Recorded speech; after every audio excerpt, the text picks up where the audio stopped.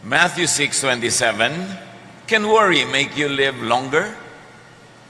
Totoo ba makakapagpahaba ba ng buhay ang pag-alala? Huwag nang mag-isip ng mag-isip.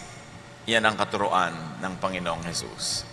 Dear God, we thank you for this day. We thank you for life and strength. Salamat sa ibinibigay niyo sa aming mga pangangailangan namin. At ngayon, Panginoon, kami po ipakalinisin ninyo at paging dapatin niyong tumanggap na inyong pagtutuwid, pagtuturo, pagpapalakas. Be our preacher, our teacher, our guide, our healer. We seek you, Father, in the name of your Son, Jesus. Mahilig mag-isip at mag-alala ang mga tao tungkol sa mga mga kailangan. Ang dami naman talagang kailangan ng tao. Pero napakaraming lalong pag-aalala tungkol sa mga kailangan na ito. Sabi ng Panginoong Jesus, Matthew 6:25-32, kaya't sinasabi ko sa inyo, huwag kayong mabalisa. Sino sa inyo ang makapagpapahaba ng kanyang buhay ng kahit isang oras sa pamamagitan ng kanyang pagkabalisa? Kaya't huwag kayong mag-alala na baka kayo kapusin sa pagkain, inumin o damit. Hindi ba't ang mga hente lang babahala tungkol sa mga bagay na ito? Alam na ng inyong Ama na nasa langit na kailangan ninyo ang lahat ng ito. Paulit-ulit, yan ang tema ng turo ng Panginoong Jesus. Huwag mag-alala. Walang mararating ang pag-aalala. Bumibigat lang ang mabigat ng mga kailangan sa buhay at dapat daw magtiwala sa Ama dahil alam niya ang pangangailangan natin. Kaya dapat magtiwala. Pero ang mga tao, mahilig mag-isip ng mga kailangan, tulad ng ating binanggit, at mga problema. Kung ano-ano mga problema, pinoproblema, na matapos isipin, matapos mapuyat, matapos mapagod, hindi pa rin naman nalulutas yung problema. Paikot-ikot, paulit-ulit na usapan. Proverbs 12:25, nagpapahina sa loob ng isang tao ang kabalisahan. Ngunit ang magandang balita ay may dulot na kasiglahan. So pag laging nababalisa ang tao, humihina ang loob, pumupurol ang isip, nasisira ang pasya, ang desisyon, ang diskarte. So walang mapapala na lagi na lamang na mabalisa. Mabuti daw ay makinig, maghanap ng magandang balita kasi yun ang bibigay ng sigla. At pag sumisigla ka, gumaganda ang takbo ng iyong isip, lumalakas ang iyong loob, ang diskarte mo, umaayos, gaganda ang takbo ng pagharap mo sa buhay. So huwag laging mamili na kabalisahan ng isipin, kundi ang pagtuunan ng pansin ay yung nakakapagpasigla. Ibig sabihin yung magandang balita. Focus on good news. Pag nag-uusap-usap kayo magkakasambahay, magkakamag-anak, magkakaibigan, magkakatrabaho, ang pag-usapan yung nakakapagpasigla, nakakapagpaganda ng pananaw sa buhay, nakakapagpatiwasay, nakakapagpatalino, kasi ang lahat ng yan ang tutulong para magkaroon ka ng magandang ideya kung paano mo haharapin ang mga hamon ng buhay. Pero pag laging nakakapagpalungkot, nakakasira ng loob, nakakainis, nakakagalit, naaapektuhan nito ang buong pag-iisip mo rin, kaya hindi ka magkakaroon ng lahat ng kailangan mo para maayos ang dapat ayusin. Ang tao, baligtad. Ang paboritong pag-usapan, yung nakakatakot, yung nakakainis, yung nakakagalit. At kung may pag-uusapan sila tungkol sa isang tao, bihirang-bihira yung usapan niya yung kapurihan ng tao, yung magaganda niyang gawa at asal. Usually, ang pinag-uusapan yung kanyang mga kapintasan, yung mga nakakainis niyang ginagawa. Pero kung anong pinag-uusapan ninyo, yun ang umaapekto sa inyong utak. At kung anong laman ng inyong utak, ganun ang gagawin ng inyong katawan. Kaya para nating nilalaso ng sarili nating isip at sariling buhay kung puro negative ang iniisip. Puro mga nakakapagpahirap ng loob, nakakatakot, nakakapagpataas ng presyon. Yan ang mga iniisip ng tao. Pinupuno ng tao ng laso ng kanyang isip. Tapos mag-e-expect siya na may lumabas na magandang isipin doon para malutas niya ang kanyang mga suliranin, maharap niya ang kanyang mga problema. Mahilig ang mga tao na mag-isip tungkol sa pagtanda at kamatayan. Kung bata pa, yung sobrang bata pa, hindi pa niya iniisip yan ang pagtanda. Kaya ang mga bata, walang takot walang mga takot sa thrill, laging gusto thrilling, exciting, kasi hindi pa nasasaktan ang ganap, hindi pa nasusugatan, napepeklatan. Pero pag nagsisimula ka na mag-isip na paano kaya pagtanda ko, sino kaya mag-aalaga sa akin, ano kaya ibibili ko ng gamot, sa kaya ako titira, tumatanda ka na nga pag dumadating ka sa ganung punto.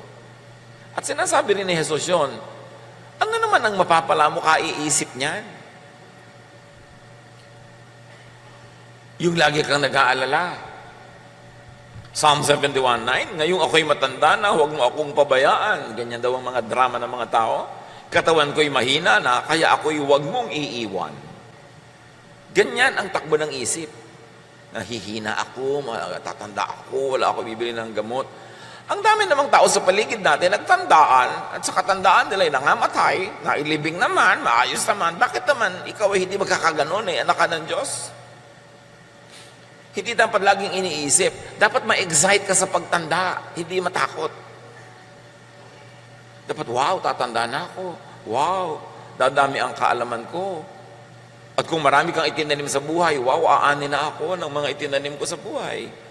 Pag dumarating ang gabi, matutulog ka, sabi naman tatanda, ay gabi na naman, isang dahon na naman ang nalaga sa tangkay ng panahon. Ang iniisip mo, paubusan ng paubos ang buhay ko. Baligtad! Paggabi, matutulog kayo sa mga, wow, Lord, thank you, nadagdagan na naman ang one day ang buhay ko. Can you imagine? I'm one day older. Hindi yung now, nabawasan na yung haba ng buhay ko. Ano naman ang gusto nyo? 3,000 taon kayo mabuhay. Ano kayo, pyramid? Ipinagpapasalamat mo dapat, wow, isang araw na naman ang lumampas, buhay pa ako. Hindi yung isang araw na naman ang nabawas. Patanda na ako ng patanda. Hindi mo naman napipigil yung pagtakbo ng araw na yun. Bakit magiging negative ang pananaw mo? Dapat positive. Psalm 55:4-5. Itong aking puso itigib ng lumbay. Another drama sa aking takot na ako ay pumanaw. Sa tindi ng takot ako'y nanginginig. Sinasaklot ako ng sindak na labis. O pagkatapos mong masindak, manginig, matakot, anong napala mo? Wala. Nakakapagod mag-isip, nakakapagod matakot. Ang kailangan sa tao, disiplinahin ang utak niya. Na pag siya ay inaakay ng utak niya patungo sa mga isiping nakakatakot, nakakalungkot, nakakasira ng loob, siya ang umakay sa utak niya, dadalhin niya sa mga nakakatuwa, nakakapagpasigla, nakakapagpasaya. It's a matter of discipline.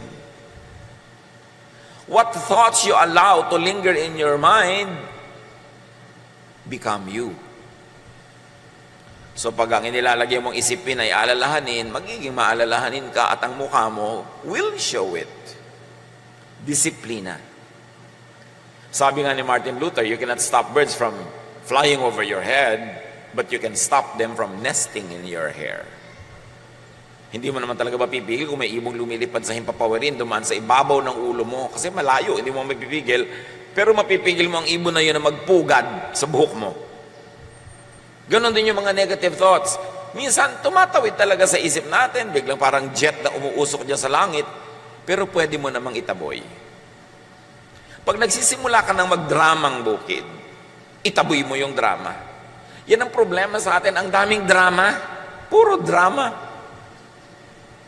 Wala namang napapala, nalulungkot lang, natatakot, humihina ang loob. Yan, at iba pa, marami pa tayong mga ibang isipin na puro mga pampabigat. Pero ang totoo, wala namang mabuting idudulot ang pag-iisip. Wala. Anong buti ang idudulot ng pag-iisip? Walang buting idudulot ang pag-iisip. Ulit-ulitin natin yan sa ating sarili. Itaboy ang nagpapalungkot, nananakot ng mga ideya. Ecclesiastes 5:3, ang panaginip ay bunga ng maraming alalahanin. Sabi na, may nanaginip po ako, ano kayang kahulugan? Walang kahulugan yon. Isip ka kasi ng isip. Kaya nung tulog ka na, tumuloy pa yung isip mo. Kaya yung mga matutulog na lang, manonood pa ng horror, tapos nagtataka, bakit po kaya ako laging binabangungot? Nagtaka ka pa. Alam niyo ba yung isip natin, pwedeng kausapin yan? Sabihin mo sa isip mo, may problema ako, hindi ko alam ang gagawin. Alin bang pipiliin kong solusyon na naiisip ko? 1, 2, 3? O yung hindi ko pa alam, pero may solusyon number 4 pala. matutulog ako, isip. Paggising ko, yun ang unang-una mong imulat ang mata ko, yung pinili mong matalinong solusyon. Alam nyo ba na nag-iisip yung isip kahit tulog ka? Kaya ka nga nananaginip kahit tulog hindi naman ikaw nag-iisip nun. Pero kung ano-anong mga pinag-iisip mo habang gising ka, kaya pag nanaginip ka, biglang manananggal ka, yung nanay mo aswang, yung kung ano-ano mga nakakatakot, kasi gano'n ang laman ng utak mo. Yung lang inilalagay sa loob ng utak mo, yun lang ang mapapanaginipan mo, tanda mo yun. So, mag-isip ka ng maganda, nakakapagpahinga, ganun din ang labas ng iyong mga panaginip. Bible lang nagsabi, ang panaginip ay bunga ng maraming alalahanin. So, alala ka ng alala, isip ka ng isip, kaya ka nananaginip. Hindi ka kinakausap ng demonyo, hindi ka kinakausap ng Diyos. Ano ka? Propeta. Bihira yun na merong kumakausap sa'yo. Sarili mo lang yun, anino mo na nag-ahabol sa'yo. That's why we must discipline our thoughts. Ang utak natin parang lalagyan. Pwede mong gawing basurahan. Basura, ilagay mo, magiging basurahan yan. Bulaklak ang ilagay mo, magiging florera yung utak mo. What do you put in your mind? You've got to be very aware of that. Ecclesiastes 11:10, iwaksi mo ang alalahanin at mga kabalisahan. Kung iisa-isahin ko lahat na sinasabi ng verses na huwag ka mag-isip, huwag ka mag-alala, ang dami. So focus on something else. Pag sinabing iwaksi mo ang alalahanin, ibig sabihin, tanggalin mo sa utak mo yan at palitan mo ng iba. It's your choice. Napipili natin ang inilalagay sa ating isip. Importante na maging mapili. At turo ni Jesus, huwag mag-isip ng mag-isip. Ang ibig sabihin lang naman ay, huwag mag-alala. Isaiah 26:3, binigyan mo ng lubos na kapayapaan ang mga may matatag na paninindigan at sa iyo'y nagtitiwala. So may paninindigan ka. Maninindigan ka, hindi ako magwo-worry. Hindi ako mag-aalala. Hindi yan ang bibigyan ko ng pansin. Kailangan manindigan ka doon kasi laging aagawin ng mundo ang isip mo para ituon sa mga nakakatakot at nagpapahirap ng loob. At kailangan sa Diyos magtiwala.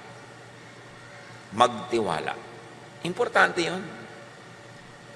Kahit kuminsan parang against common sense na, pero may Diyos kasi. Kaya meron kang pwedeng pagtiwalaan. Meron daw isang bata, nasusunog yung bahay nila, 2 stories lang naman. Kailangan niyang tumalon mula doon sa bintana dahil nasusunog nga yung bahay, hindi na siya pwedeng dumaan doon sa hagdan. May 2 lalaking sinabi sa kanya, halika, sasaluhin kita, tumalon ka. Yung isa matipuno, ang laki ng muscle, ang laki-laking tao. Yung isa naman payatin. Pero yung bata, dun tumalon sa payat. Kasi tatay niya. Mas nagtitiwala siya, tatay niya eh. Alam na alam niya na talagang aalagaan siya kasi yung matipuno, hindi naman niya alam, hindi niya tiyak. Ganun ang tatay natin sa langit at hindi siya payatot. Dapat pagtiwalaan. Kasi sabi niya, I will never leave you. I will never forsake you. Pangako niya sa isang Bible character na universally can be applied to all people of God. God will never leave us or forsake us. Kung bata ka, natatandaan mo ba ng bata ka, inalagaan mo ba ang sarili mo? Bakit ka nabuhay? Hindi ka mo naman inalagaan ang sarili mo. Ganon din pagpagtanda. Diyos ang mag-a-assign kung sino mag-aalaga sa iyo. Napaka-importante na isipin natin yung ganong mga bagay. Luke 12:25-26. Sabi ng Panginoong Jesus, sino sa inyo ang makapagdadagdag sa kanyang buhay ng kahit isang oras dahil sa pagkabalisa? Kung hindi ninyo magawa ang ganoong kaliit na bagay, bakit kayo nababalisa tungkol sa ibang mga bagay? Kung hindi nyo kayang dagdagan ng isang oras ang buhay nyo by worrying, ba't yung iba, inaalala nyo pa, hindi nyo rin yun magagawa. Sayang ang effort. Sayang ang pag-iisip. Ang tanong ngayon, paano iiwasan? Paano ba bawasan ang pag-alala?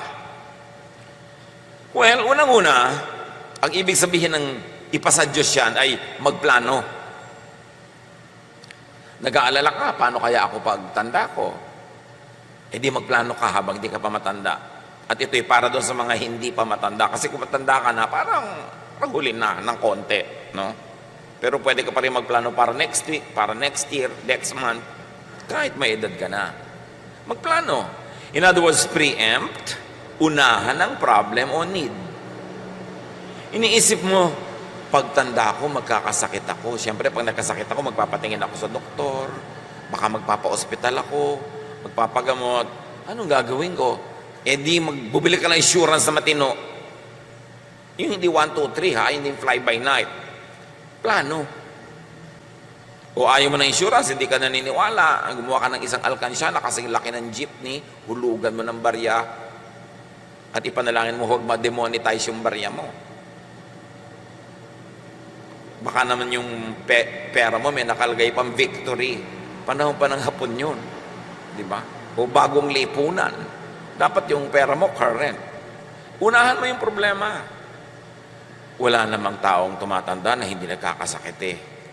Magkakasakit at magkakasakit ang tao. Alam na nating lahat yun. Nakita na natin, nagkasakit ang mga lolo natin, nagkasakit ang mga magulang natin. Tapos kayo, wala man lang health insurance. Anong inaantay nyo sa buhay nyo pag nagkasakit kayo? Magic. Kailangan meron. Alam naman ng tao na mamamatay lahat. Lahat na mamatay, si Jesus nga namatay. So, pag ba namatay kayo, meron na kayong libingan. Wala. Kanino yung ipapaproblema yung libingan nyo? Yung iba, ibinibili mo na nga. Magtatampo pa. Uy, pinapaiksi mo na yata ang buhay ko. Pinapanalangin mo na yata ang mamatay ako. Anong klaseng kamangmangan yan? Dramang bukid. Bakit hindi ka ba mamamatay? Masama bang paghandaan yon? Dapat nga, ipaghanda mo na yung pamburol mo, kaya lang iba-ibang sizes. Dahil hindi mo alam kung payat ka o mataba ka sa oras ng iyong kamatayan. Para mapipili mo, isusuot mo. Hindi yung kung ano-ano isuot sa'yo ng mga kamag-anak mo, pagtingin sa'yo ng mga iba, bihis mo, darna. Hindi mo napili. Huwag tayong maraming dramang bukid. Kailangan handa ka. Huy, binibili mo ako ng health insurance, bakit gusto mo ba ako magkasakit? Mga pag-iisip yan ng mangmang, kakitira ng utak. Kailangan lakihan mo yung utak mo, handa ka. O alam mo nahihina ka, syempre. Maghanda ka na. Mangyayari yon. Kaya pag nakakakita ko ng mga young couple, nagpapagawa ng bahay, naku, ang gaganda ng hagdan, ang tatarek. Bakit? Di ba kayo tatanda? Bakit wala kayong kwarto sa baba? Tatanda kayo, mamaya gumagapang na kayo ng hagdan, nahuhulog kayo ng mga hagdan-hagdan na yan. Dapat meron na kayong space sa baba. Maliban na lang, magpapalagay kayo elevator. Ngayon, kung ayaw nyo pa sa baba matulog, lakihan nyo yung sala. Abangan nyo na ng toilet, abangan nyo na ng mga tubo-tubo for lababo. Para kung tumanda ka, di ka na makakakyat, eh, doon ka magkwarto. Parang hindi ka tatanda, wala ka man ng lugar sa baba. Yung mga ganun, hindi mo ba iniisip at paghandaan mo yan? Unahan mo yung problem. Importante. Proverbs 15:22, ang isang balak na mabilis ay di papakinabangan. Ngunit ang planong pinag-aralan ay magtatagumpay. May plano ka. Alam mo, darating ang panahon, magre-retire ka. Yun naman kung nagkatrabaho ka man lang, no? Magre-retire ka, mawawalan ka ng income. Paano ka na ngayon mabubuhay? O 60, 62, nag-retire ka na. Eh kung mabuhay ka pa hanggang 95, marami ka pang kailangang gastusin noon, ha? So meron ka ba man lang na investment? Meron ka bang may placement ka ba? O kaya man lang, meron ka bang binili kahit kaprasong bukid na kikita? O may binili ka at ipinondar kahit 1 o 2 pintong apartment na kumikita yung renta noon, wala ka ng income, doon ka ngayon kukuha ng mga panggastos mo. Kailangan magplano. At mga kapatid, hindi sapat na ang plano mo na social security ay mga anak. Hindi. Salamat. Mabuti kung itaguyod ka na yung anak. Pero kung ang napangasawa niya ay impacta, paano? Di ba 99% ng napapangasawa ng mga anak natin, mga impacta. Sa tingin ng biyanan, ha? Paano na? Iniasa mo doon? Kung minsan nga, sarili mong anak, masama ugali. Kung mabuti ugali ng anak mo, may napangasawang masamang ugali. Kaya dapat may iba ka pa mga plano sa buhay. Yun naman kung gusto mong, hindi ka nag-aalala kung kailan matanda ka na. Huwag mong ilagay sa kamay ng iba ang iyong kapakanan. Kailangan may paghahanda. Proverbs 21:5, ang mabuting pagbabalak ay pinapakinabangan, ngunit ang dalos-dalos na paggaway walang kahihinatnan. So, over time, you build something na maaasahan mo pagdating ng panahon. Nang ibig sabihin lang naman mga kapatid, magsikap. Yung hirap ka, busy ka, nagtatanim, nagsisikap in the first 40 years of your life, magandang foundation yon at magandang pangitain na baka sa next 40 years of your life, kung pakakabain pa ng loob ng Panginoon ang iyong buhay, ay maginhawa ka naman. Pero pag inuna mo saya, inuna mo ang sarap, estudyante ka, puro ka absent, nagtatrabaho ka, puro ka lakwatsa, puro ka gastos, millennial ka, ang pera mo nasa gadget lahat, na every 2 weeks may bago, palit ka ng palit, wala kang savings, anong inaantay mong kinabukasan? Pagtanda mo ba, makakain mo yung mga model 72, 75, 93, ng kung ano-anong gadget? Ecclesiastes 9:10, ano man ang ginagawa mo, ipagbuhusan mo ng iyong buong makakaya. Naghahanap buhay ka? Maghanap buhay ka with feelings. May tindahan ka? Improvein mo para malaki ang benta. Hindi lang yung magbasara ka at magbukas ng tindahan araw-araw, walang improvement. Lagyan mo ng feelings, ng passion, para marami kang kitain, marami kang maimpok. At pag meron ka nun, less ang iyong worry. Ecclesiastes 3:22, kaya naisip kong kung walang pinakamabuti sa tao, kundi pakinabangan ng kanyang pinagpaguran.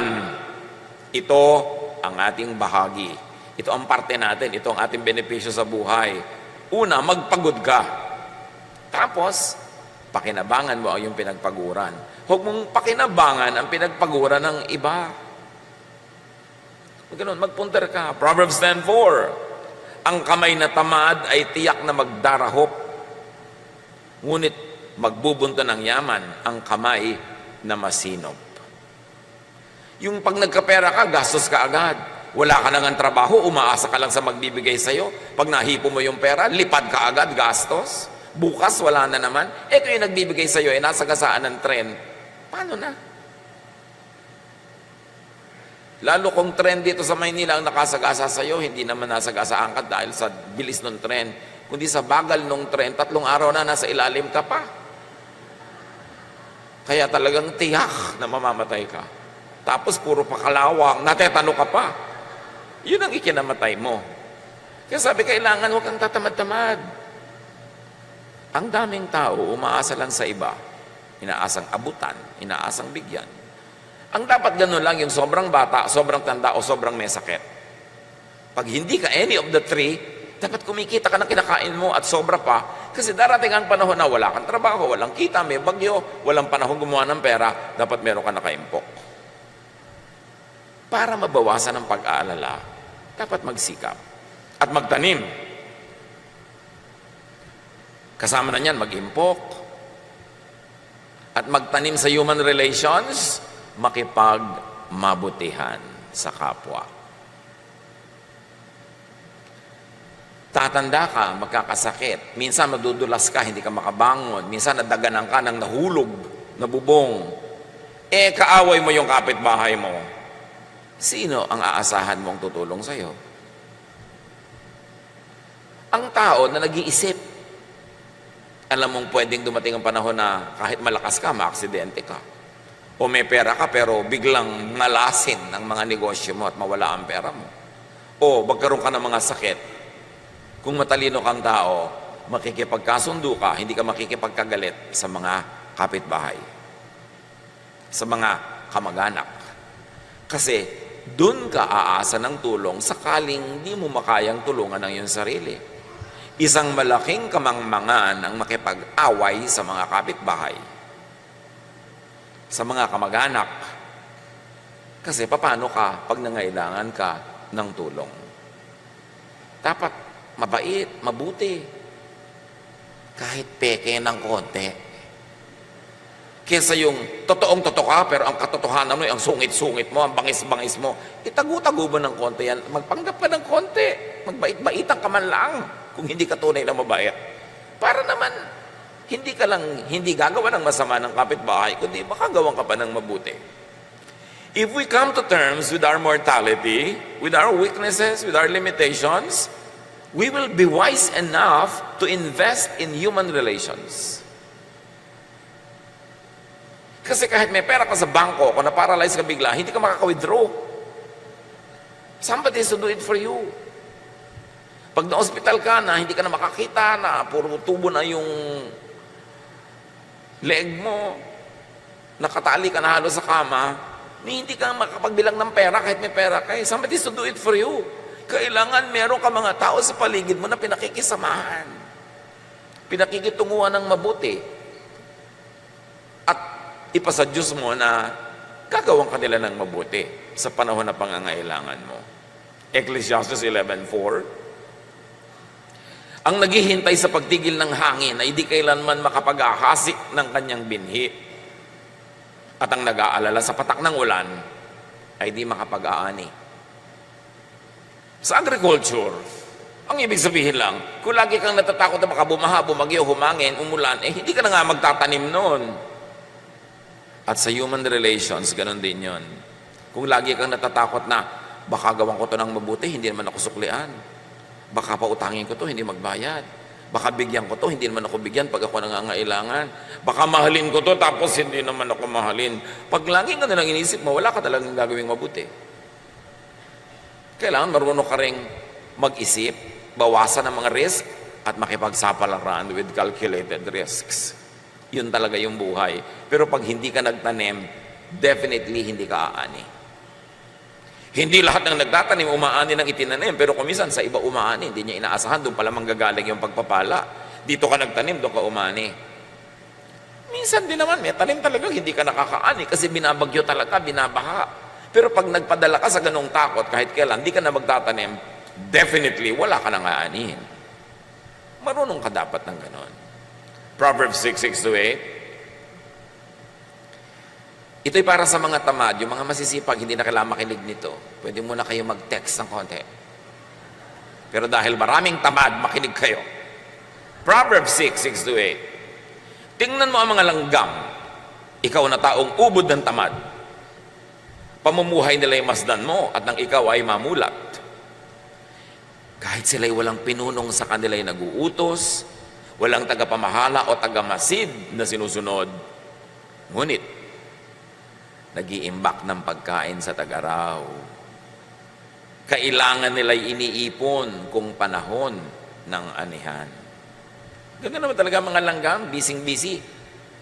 At sa mga agricultural places, pagka talaga anihan, nandun lahat ang langgam. Pag may nalaglag kang buto, nalaglag kang prutas, hinahakotan nila yan. Kahit 5 beses kasi laki ng katawan ng langgam yung buhat niya, buhat-buhat niya yon.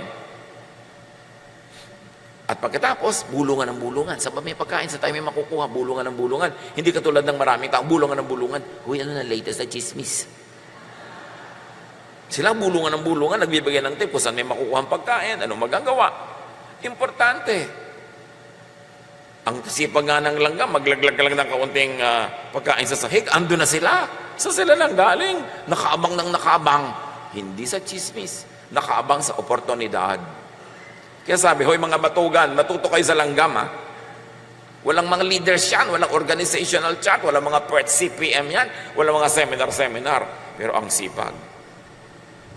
At pag dumating ang bagyo, ang ulan, ang baha, nakaligpit sila sa mga bahay nila, may nakaimbak silang pagkain. Parang yung woman of Proverbs 31, she can laugh at the days to come. Imagine you can laugh at the days to come. Ay, enrollment na. May pang-enroll ako mga anak. O, di ba? Uy, magkakasakit ka. May pera tayo, may insurance tayo. Yun ang matitinong tao. Hindi, naku, magkakasakit tayo. May agastos na worrying with the worried. Wala kasing tanim. Walang aanihin. Sabi, mabuti pa yung langgam. Gayahin nyo. Ang liit ng utak noon. Di ba? Pero bakit ang talino? Sayang naman yung utak na ang laki-laki, ang bigat-bigat dalhin, tapos walang laman. Ang laman pa, mga kung ano-anong negative things. Proverbs 11:27, kung mabuti ang hangarin, ikaw ay gagalang. Kapag humahanap ng gulo, yun ay masusumpungan. Ibig sabihin lang, kung anong ginagawa mo, yun ang aanihin mo. Gusto mo ng gulo? Magkakagulo. Gusto mo ng katahimikan? Magkakatahimik. Kung gusto mong igalang ka ng iba, gandahan mo ang iyong buhay. Ecclesiastes 10:12, ang mga salita ng matalino ay nag-aani ng karangalan, ngunit napapahamak ang mangmang dahil sa kanyang mga salita. Kasasalita, kaya napapahamak ang tao. Kadadaldal, kabubulong, kachichismis, karereklamo, maririnig ng iba, lalaki ang gulo. Kaya dapat ang tao marunong magkontrol ng bibig. Lalo't kung hindi ka tiyak na ikaw ay pantas, marunong, magaling, mas mainam manahimik. Kasi ang may mga tao na tuwing bubuka ang bibig, nag-aani sila ng problema. Dapat by now, alam mo na yun, kapatid, kaibigan, kung anong bunga na yung pagsasalita. Tigil-tigilan ang kadaldalan na walang kinakauwian, kundi problema at gulo. At paano maiwasan ang pag-alala? Maging abala.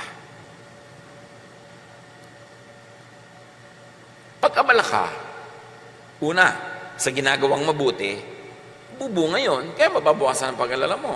At may pangalawa pang pagiging abala, yun ay magsaya ka. Para hindi lungkot ang pumasok sa iyong isip. Proverbs 6:9-11. Hanggang kailan taong tamad mananatili sa higaan? Kailan ka babalik ako sa iyong pagkakahimlay? Kaunting tulog, bahagyang idlip, sandaling pahinga, at paghalo-kip-kip. Samantalang namamahinga ka, kahirap ay darating na parang armadong magnanakaw upang kunin ang lahat ng iyong kailangan. Sige, magtulog-tulog ka, maghalukip-kip, magkuyakoy, magpabanjing-banjing, magpa-text-text, magpa-games-games ka, sige. Sabi ganon, huwag ka magtrabaho, maglaro ka na maglaro. Pero habang ginagawa mo ang lahat ng yan, unti-unti, na ginagapang ka ng kahirapan, at gigisi ka na lang isang araw, super hirap mo na. 2 Thessalonians 3:11-12. Binanggit namin ito dahil nabalitaan naming may ilan sa inyong ayaw magtrabaho. At walang inaatupag kundi ang makialam sa buhay ng may buhay. Tingnan niyo ang katabi niyo. Mga nasa likod, nasa harap. Tayo ba ito? Sa pangalan ng Panginoong Jesucristo, talagang ginamit na ang pangalan ng Panginoon mahigpit naming inuutos sa mga taong ito na sila'y maghanap buhay ng maayos at huwag umasa sa iba. Kailangan pa bang i-memorize yan? Sabi, huwag yung ang inaatupag nyo, buhay ng may buhay, makialam kayo sa buhay ng may buhay. Kung kailan ang birthday ng isang artista, sino na bang asawa kayo ni ganitong artista, huwag nyo nga pakialaman yan kasi hindi yan pagkakaperahan. Ang atupagin nyo, sabi gano'n, maghanap buhay kayo. At liban nila kay sobrang bata, sobrang tanda o may sakit, huwag kayong umasa sa iba. Aba, may nabalitaan pa ako. OFW. Namatay na ang ina. Ang tagal na.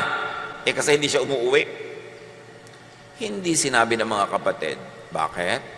Para huwag tumigil magpadala si OFW ng perang pampagamot at panggastos ni nanay. Ang tagal na palang naagnas. Namatay na yung nanay, padala pa siya ng padala ng pampagamot. Niloloko ng mga kapatid. Sinabi, huwag kayong aasa sa iba. At huwag tayong sobrang umasa sa mga OFW. Kailangan pa bang ulit-ulitin? Hindi naman madaling kitain yung pera nila. Na ang pera naman nila, sweldo lang, constant, yun lang. Pag nagpadala sa iyo sa ganitong petsa, ibig sabihin na susunod yan sweldo sa ganong araw. Tapos kalagitnaan, susulat ka na naman, tatawag ka, text ka, may hihingin ka. Bakit? Hindi pa siya sumusweldo. Saan mo siya pakukuhanin ng pera? Tapos uutang para magdebu, uutang para mag-birthday, mag-party, mag-baile, mag-inuman. Ang inuutang mo lang dapat yung pampuhunan na pinag-aralan mo, natutubo. Kikitain mo yung pambayad sa utang. Pero yung uutang ka para lamang pang-arte, pang-gastos, isang malaking kabaliwan. Tapos iba yung nagbabayad. Laging gusto mo gadget na ganito, laging gusto mo ganung Original pa, gusto mo pa branded. Bakit kinita mo na ba yan kung hindi pa? Nakarating ka na ba sa Divisoria? Doon ka mamili, ha? Kung wala ka pang masyadong kinikita. Huwag na gusto mo pa doon sa mga mamahalin. Deserve before you desire. Yung ang forma-forma mo, branded ang mga damit, branded ganyan, tapos wala ka namang income, saan mo kinuha yun? May ibang nagbayad. It is ungodly. It is not good. Kaya yung matinong babae sa Proverbs 31, sabi sa verse 18, she knows when to buy or sell, and she stays busy until late at night. Yun yung babaeng who can laugh at the days to come. So marami na tayong sinabi tungkol sa pagtatrabaho, pagtatanim, paggawa ng mabuti, para huwag mag-alala, di ba? Yun ang topic natin, para huwag mag-alala. Meron pa namang isang para huwag mag-alala, maglibang. Tagalog ito ha, hindi yung Bisayang maglibang. Maglibang, magsaya. Kailangan din yun, mahalaga yun. Lalo't kung hindi mo nun uutangin, o hihingin yung panglibang na Tagalog ha. Yung mga Bisaya lang nakakaintindi ng joke. Ecclesiastes 5:18, ito ang isang mabuting bagay na aking nakita. Nararapat lamang na kumain, uminom, at pakinabangan ng isang tao ang bunga ng kanyang pinagpaguran sa mundong ito sa maikling panahong ibinigay sa kanya ng Diyos. Ito ang ating bahagi. Sabi, alam mo, huwag mo kakalimutan magsaya, maglibang, uminom, kumain. Lalot, pinagpaguran mo naman yon, bunga ng pagod mo. Huwag kang puro dusa, puro hirap. Paano rin dapat mag-enjoy sa buhay? Para balanced. Ang buhay parang bangko. Pag nag-deposit ka ng maraming saya, sa oras na hindi ka masaya at malungkot ka nga, pwede kang mag-withdraw doon sa mga na-deposit mo noon. The many happiness and joys and pleasures you've had in life can strengthen you in times of sorrow. Naka-deposit kasi yon. Mag-deposit kayo ng kaligayahan sa puso nyo. Enjoyment, basta hindi ninanakaw. Ecclesiastes 6:9, mabuti pa ay masyahan sa anumang kalagayan kaysa mangarap ng di naman makakamtan. Ito man ay walang kabuluhan tulad ng paghahabol sa hangin. So isa pang itinuturo, learn to be contented with what you can afford. Kesa isip ka ng isip ng di mo naman kaya, hindi mo abot, enjoyin mo yung kaya at abot mo ngayon. Ecclesiastes 8:15, kaya para sa akin, ang tao ay dapat magpakasaya sa buhay. Walang pinakamabuti kundi kumain, uminom at magsaya. Ito ay magagawa niya habang siya ay nabubuhay at nakapagpapagod sa mundong ito. Punctuate your days of work with pleasure, with happiness, with mini vacations. Reward yourself and people who help you with pleasure, with happiness, with joy. It is very godly. Marami kasi mga tao, akala nila pag makadiyos ka, puro ka na pagpepenitensya, paghihirap, pag-aayuno, pagdurusan. No! God loves us. God is kind. Kaya lang niya tayo pinagtatanim para tayo umani. Hindi tayo parusahan. Kaya kung nagtatanim ka na, dapat umani ka. Mga kapatid, huwag niyong aagawan yung taong umaani ng tanim niya. Minsan sabi, uy, ang sarap-sarap naman ng buhay niya, laki-laki ng kita ng tindahan niya. Kasama ka ba nung ipinandar niya yon? Na ang tinda lang niya, 1 pirasong lumpia. After 1 week, 2 pirasong lumpia. Ngayon, isa na siyang lumpia queen. Tapos gusto mo ngayon, makihalo sa kinikita niya, kasama ka ba niya sa hirap? So, dapat pinagpaguran mo yan. Importante, na payagan natin yung mga nagtanim noon na anihin nila yung tanim nila. Huwag kang makiani. Kung pamisa-misa, nabibigyan-bigyan ka, salamat. Huwag kang maiinggit sa mga taong, ang laki ng negosyo niya, ang laki na ng kita niyang pinsan niya na yan. Yung may inggit-inggit. Pero pinaghirapan nila yon. Deserve nila yon. Do not covet what is not yours. Kaya halimbawa, mga anak, tanim kayo ng mga magulang niyo eh. Dapat paanihin niyo sila. Kasi tanim kayo. Mga manugang, yung napangasawa ninyo, tanim nyo ng magulang niya, ng biyanan nyo, paanihin niya yung biyanan nyo. Yung mga magulang nyo rin, paanihin nyo rin. Lahat ng tumulong sa inyo sa inyong buhay, kaya sino pa yon, kaya malaki o maliit na tulong, kailangan pagkaya nyo na silang bigyan ng ani, paanihin nyo. Kasi tanim kayo eh. Yun ang kalooban ng Diyos, ang itinanim, inaani. Napakasama yung wala kang utang na loob. Yung tinaniman ka, wala man lang mapitas sa'yo. Wala man lang mapakinabang sa'yo. Samantalang binigyan ka ng pagod, hirap, lahat-lahat. Ganun ang taong makadiyos at disente. Lahat ng tumulong sa'yo, tutulungan mo rin. Lahat ng naghirap sa'yo, susuklian mo. Ibayo pa doon kung kaya mo pa. Ganun ang pagiging makadiyos. So matapos mong magtanim, mag-invest, magplano, ipasa Diyos ang lahat. Nagawa mo na yung dapat mong gawin. Halimbawa, nagtanim ka ng buto, huwag mong hukayin bukas para tingnan kung tumutubo. Diyos ang magpapatubo. Pero ikaw magdidilig, ikaw mag-aalaga.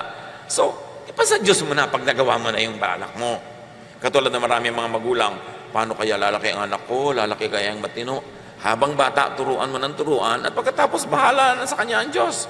Nagtanim ka na eh. Sabi sa Bible, train up a child in the way he should go, and when he is old, he will not depart from it.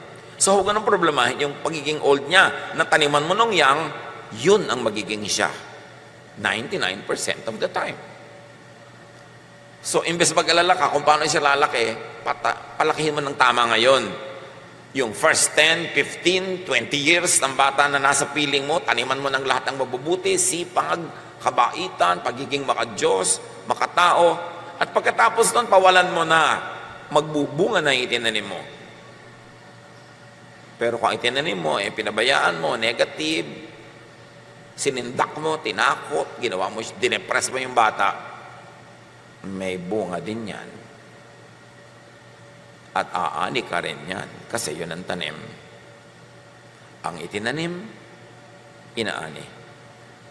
Psalm 23, 1-3, You, Lord, are my shepherd. I will never be in need. You let me rest in fields of green grass. You lead me to streams of peaceful water, and you refresh my soul, my life. So yung Panginoon, dinadala niyo ako sa mga luntiang mga damuhan, dinadala niyo ako sa mga payapang batis, at hindi lang yun physical, very especially mentally. Let the Lord take you, your thoughts, your brain, to realms of peace, of serenity, of rest. Mental discipline yan, and let the Lord lead you. Proverbs 3, 5-6, With all your heart you must trust the Lord and not your own judgment. Always let Him lead you, and He will clear the road for you to follow. Laging kasama ang Panginoon. Pangungunan niya, pagtuturo niya. Proverbs 31:25, The woman who is full of wisdom, she is strong and graceful, as well as cheerful about the future.